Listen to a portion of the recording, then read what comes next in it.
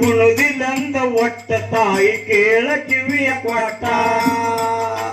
ಉಣುದಿಲ್ಲಂದ ಒಟ್ಟ ತಾಯಿ ಕೇಳ ಕಿವಿಯ ಕೊಟ್ಟ ನೋಡ ಮಗನ ಕಷ್ಟ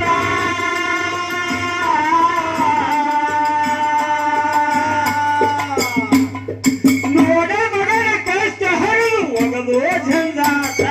ಮಲಕಾಯಿತು ಬೆಟ್ಟ ಮುಳುಗೆ ಮಾಡಲಿಲ್ಲ ಓಟ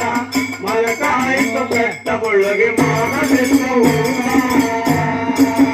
ನನ್ನ ಪುಳ್ಳಗೆಂದ ಬಿಟ್ಟ